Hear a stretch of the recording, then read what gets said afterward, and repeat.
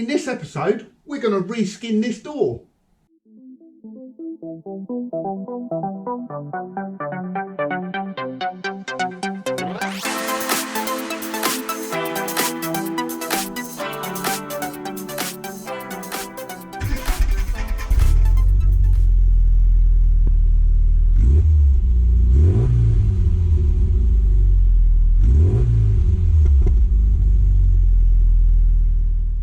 Hey mini enthusiasts, how you doing? Welcome back. I hope you're all having a great day. And in this episode, we're going to reskin this door. Now, I ummed and ahed a little bit in the last video of what I was going to do with it. When I initially looked at it, bottom of the door's horrible down here. It's holed, it's gone through the outer skin. And I thought, do you know what? I just do not have time to faff around reskinning this door because the car goes for paint. It's Monday evening now. So the car goes, it needs to be finished Thursday evening. So I just thought the only way I'm going to do that in time is to order a complete door and put a complete door on it. But the more I looked at this, doors are 530 quid. And I'm not being tight, but the more I looked at this, the more I thought I'm just massively wasting money if I do not repair the skin on this door. So a door skin, heritage ones, it cost me 108 quid, which included delivery. And hopefully it's only going to take me 2 or 3 hours to reskin this door. But we'll see. I have never done this before, so massive thanks first off to Tom Mason. He's got his own YouTube channel. I'll stick a link down the bottom. And the legend that is Dave Jaguar. So I've never done it before. So the best thing you can do with something like this is ask someone who has done it before. And they give you little tips and little things to look out for and ways to make it easier. So obviously, let me bring you in close up and you'll see the extent of the rust on this door. Right, so on this outside skin, this is the really horrible bit here. A viewer picked that up on the last video when I was stone chipping the seals. I didn't think it was that bad, but it is quite bad. But aside from that, rest of the skin is in pretty good condition. Not that we're going to reuse it anyway. The only other bit is the top here where it's just flaky up around this windscreen, but it's not cracked there because they do crack and the welds break, but it's not cracked. So I think I can probably get that off, get away with wire wheeling that back, cure rust in it, treating it, and repainting it. So let me show you the underside of the door because this was kind of one of the reasons why I was thinking I'll just get a whole new door. Tell you what, that door is heavy with the glass and all the mechanisms and that in, and that was one of the tip Tom Mason gave at me actually, was to, when you refit the skin and line the door up, put all the mechanism back in. I might actually just try and leave most of it in, to be honest, because obviously the weight of the door affects how it hangs. So when you come to lining it back up again, you want it to sit in roughly the same position as when it's fully weighted. So one of the reasons I'm not going to replace this whole door is because when I look at the inside here, and I've just wire wheeled that off quickly, that bottom of the door is actually in really good nick. What I was afraid of, that this would all be really badly corroded at the bottom here. And yeah, then you've got to weld in a repair section at the bottom. And I thought I just do not have time to do that. So yeah, that's pretty good. I might have to repair a little bit, but I don't think it's going to be that bad. You can see here, there is actually wax there. So that's a testament to wax. It hasn't completely stopped it, but that's not a bad door, to be honest. So let me stop waffling on. First thing I need to do is get all these trims off, and then we'll start removing the door skin. So I'm not going to teach you to suck eggs. This bit is really straightforward. A few screws, and we'll probably fast forward this bit.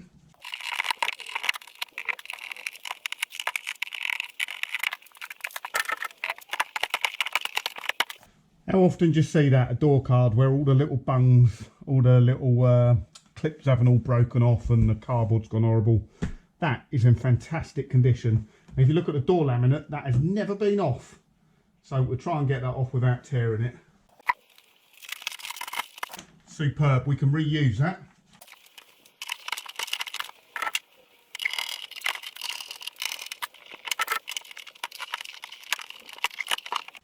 So this stuff's actually a pain, but it's like waterproofing.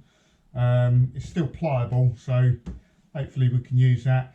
So you have to pry it up because it gets a bit stuck to that sort of gum, and then the regulator moves that way because it fits under the front here. Now the next bit, the Haynes manual, when I read it, said about getting the channels vertical, but I couldn't work it out. Anyway, once you've released it from there, I just found you've got to get it into a position where you can slide the regulator off the end of the runners inside. If the runners are really rusty, that might stop you from sliding it, which is what I found on the other side. So, but it's just a case of kind of manipulating. That one side has come out already, so we'll probably be able to get this out now. Maybe not. Making a pig's ear of this now. And there we have it. So I made that look a little bit difficult. The other side, it was really easy actually. I'd done it horizontal, just slided it that way, tilted the window, pulled it out. But all you're doing is just trying to get these out from the window runners inside. So that's that side off. Then we need to get the window out.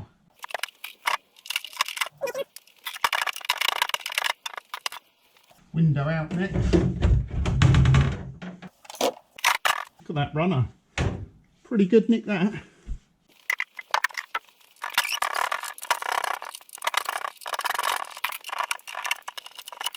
Right, once these are free, it just makes getting this mechanism out much easier.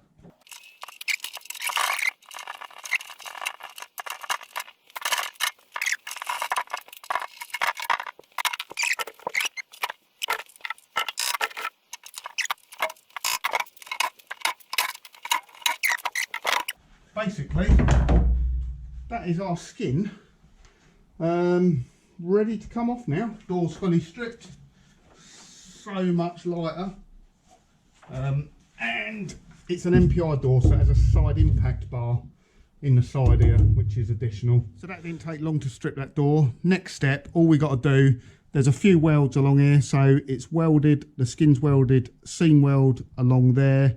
There's a little tack of weld there. You have to look sometimes for what is weld and what is seam sealer. So it looked like weld there, but it was just a bit of seam sealer. And then that is pretty much it. There's a seam weld along the back here, and I think there's a weld there. So we'll get a flat wheel, linish these welds back until they're really thin, and they'll just crack. And then the next thing to do, where this is folded over, I just need to go along there with a flat wheel on the angle grinder and get it really, really thin. I don't want to go all the way through. I want to go just to the point it's just about to go through, all the way round. And then what'll happen, it will more than likely just crack, and then we can take off the skin without damaging the frame underneath. I really want to do that now, but it's now 9:20 at night, and yeah, got to think of the neighbours. Right then, much more reasonable time of day to be making a noise. So let's get back on it. We're going to get this skin off. So we got the angle grinder with the flat wheel on. We're just going to thin these welds out either end of the door, and then we're going to thin out the lip where it folds over of like the inner door frame. Hopefully that'll crack and we can get it out. I did think I'll just show you quickly. I don't know whether this will help anyone in the future, but up on the inside of the door actually it has a date stamp on here. So 28th of the 1st 1997, so it's an original door that. The other door actually is date stamped a different time. Let me just have a look. The other door is 31st of the 1st 1997, so the driver's doors are a little bit newer by 3 days. So I'm not going to move the camera around too much because hopefully you'll be able to see this, but first weld we're going to take off is this one here where the skin just there's about 3/4 of an inch of weld down there, but we want to be quite light with it, not go too mad.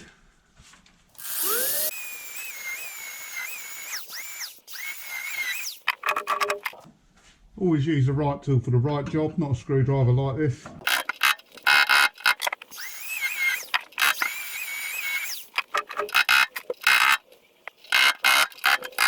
quite a bit thicker than I thought up there. That's double skinned because it's got that strengthening panelling. So now we're just going to feather off these edges. Don't want to go through the metal, but I want to get them really thin so they just crack open. Or I might have to get the back off first.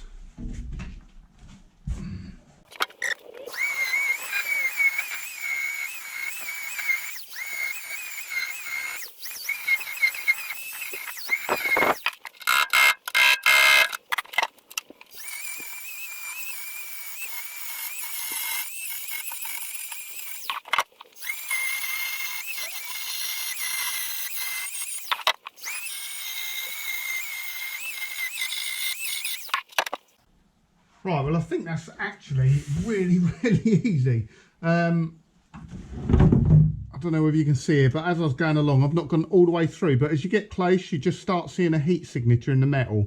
So I stopped there. So we don't want to grind away any of that inner door frame because it'll be too small then, but hopefully what I've done here is just go down to where I can start seeing colour on it, and hopefully it will just kind of peel apart now, which it is.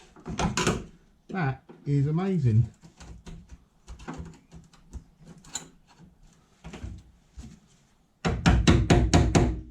Ah, look at that spot weld there.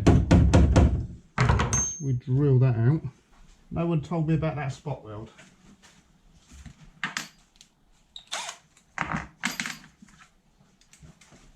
Although I tell a lie, I think Mini Tom might have done actually.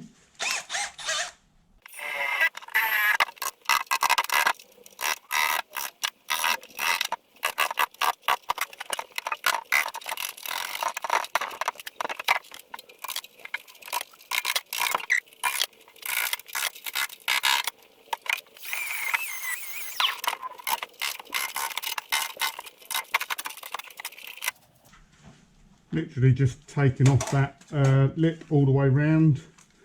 That skin should come off now. But like I say, it's important not to grind too much into the original door frame because otherwise it's going to be too small. And you can't rely on that inner door frame to line it up either way because it's not that accurate.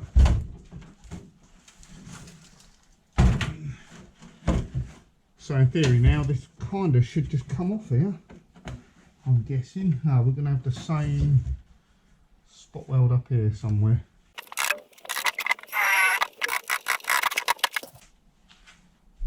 Oh, another one down there.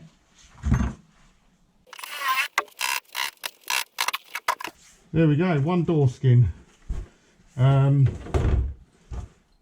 one for the bottom bit, it'd be alright, wouldn't it? And it's not actually that bad, is it? Of course, we must keep this door skin because they have multiple uses.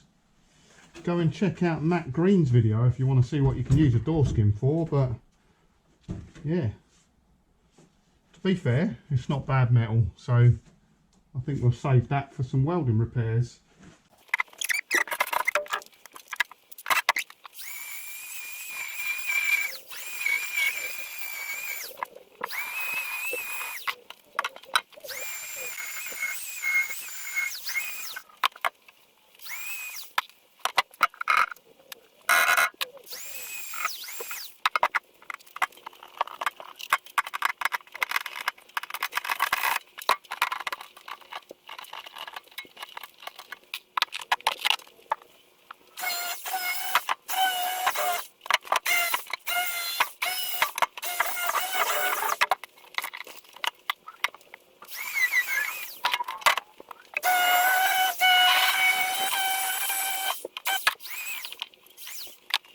Right, let's get you in for a close-up then. So that's, I've initially cleaned that up now, taken off any old seam sealer that was on there, ground flat the welds. This bit at the bottom, although it's surface rusty, it is solid. This bit here, we need to chop that out and weld in a new piece, which will be really easy. And the rest of that's pretty good. Let me turn it over.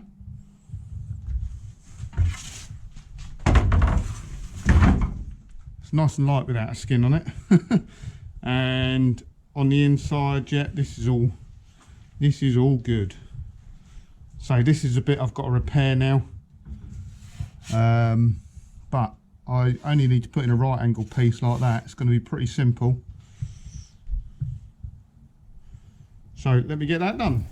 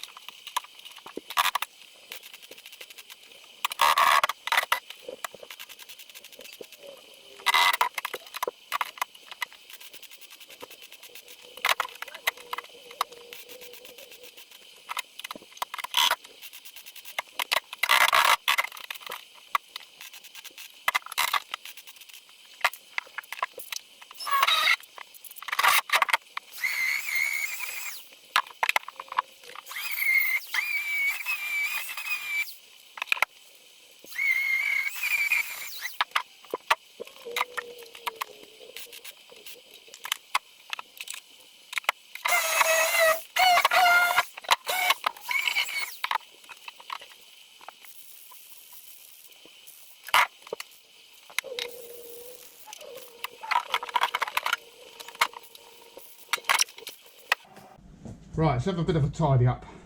Right then, so that's that repaired at the bottom there. It's just in etch primer at the moment.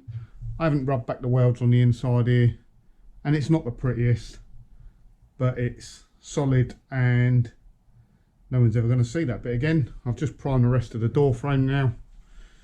It's just in etch primer. Next thing will be to put the hinges back on, and we're actually going to refit the door on the car without the door skin on. We're going to do that for alignment reasons I'll explain in a moment. Also, quick mention, so I ordered this door skin Monday morning. It arrived Tuesday morning. It's a heritage door skin, genuine heritage door skin. It was, including express delivery, 108 quid. So pretty pleased with that. Full motive mini spares, I've used them before. They've always been exceptional for service. Comes packaged really well. As you can see, it's got the heritage sticker on the inside. It doesn't look like it's damaged, which is good. Tiny little dent, I think, there. But yeah, that's in pretty good condition. So that basically, yeah, it's almost ready to go on. But like I say, first thing I'm going to do is fit the door frame back on the car. And we're actually going to put the window glass and the regulator back in as well, because they're quite heavy, and that's to get the door weighted right. So we're going to fit that back on, and then we're going to put the skin on to sort of roughly align it, tack the skin in place, and then we'll fold the edges over. Right, here we go. I've either saved myself 400 quid fitting a skin on this door, or this ain't going to go right and I'm going to wish I spent the money and got a new door, complete new door. So I have put tiger seal on the inside of here. The idea is when I fold the edges, then it'll be tiger sealed between the two joins, and it will just help hold it in place a little bit, and it will actually help strengthen the door because it acts like bonding the panel together. because these are not welded at the bottom, they're just pressed over. So yeah, let's get it on now. Yeah, probably not the best tiger sealing, but I bought a cheap caulking gun, which I haven't done. Rubbish. Right.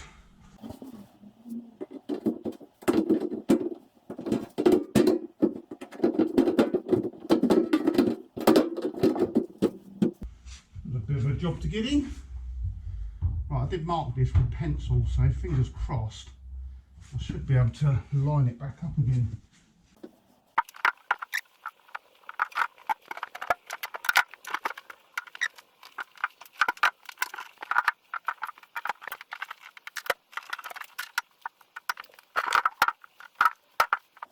Right, I think that's it. Let's weld it in place.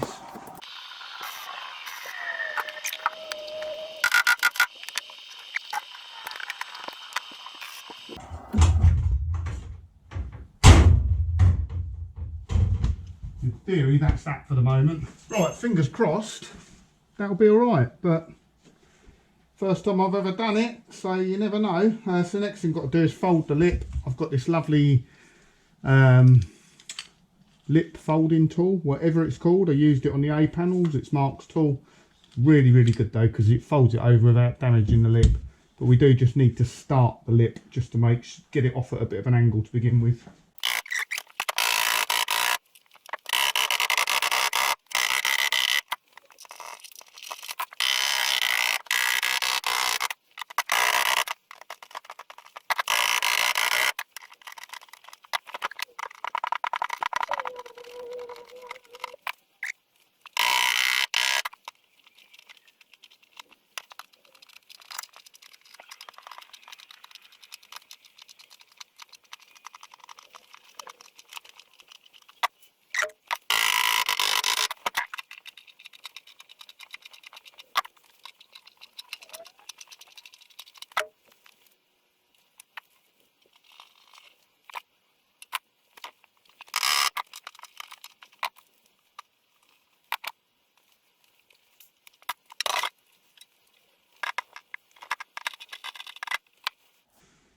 It's not completely the end of the weld. I've marked it down in this bottom corner here, and I've marked it down the bottom here. It's only very slight. I reckon it's my technique with the tool.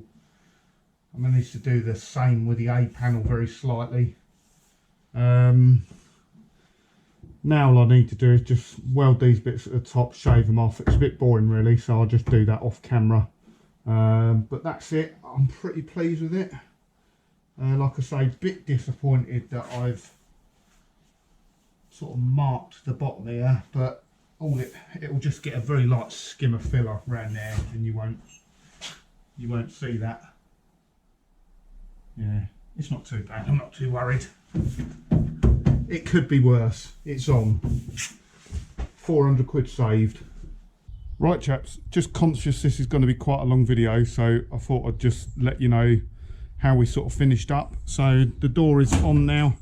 That's all welded up. So I've welded the back, linished it down, it's welded along here. I didn't spot weld this, I welded from the back with the MIG welder. So there's a blob of weld. You can't see it, it's behind the door catch now. It shuts nicely, albeit a bit rattly because the window's hanging loose. Front again has been welded, linished down, and again I don't know whether we'll be able to see it. It's got a spot weld down the bottom there as well to hold the skin on, as well as obviously being folded. Door gaps wise, I'm really pleased with. Really happy with that. That's pretty consistent the whole way down. I did just have to fettle this top corner here, which it's nice when I learn things from other people, but I watched what Mark done with the ERA, and I basically just tapped this edge here and bought myself probably an extra sort of ½ mil there, which was really useful. Probably do have a tiny little bit more actually. I'll mark it with a pencil and then do it, but you can almost get a perfect gap by doing that. It's just because there's some movement in you can get some movement in where it folds over. And the back of the door, again, pretty pleased with the gap. If there's one thing that I'm not that pleased with, it kicks out a little bit at the top here, but there's not a great deal I can do with that. I can move the striker. In fact, if I move the striker in a little bit, it probably eliminate most of that. Around the door frame's fine. I've actually put the rubber in there, and the door's got the window in, so that's weighted correctly. But no, pretty pleased with that. Obviously it still needs prepping, and that job probably took me 4 to 5 hours. I'll probably do it much quicker next time, and I just learnt some techniques for doing it, but it's the first time I've done one and I'm pretty pleased with it. So thanks for watching this week. Cheers, catch you again soon.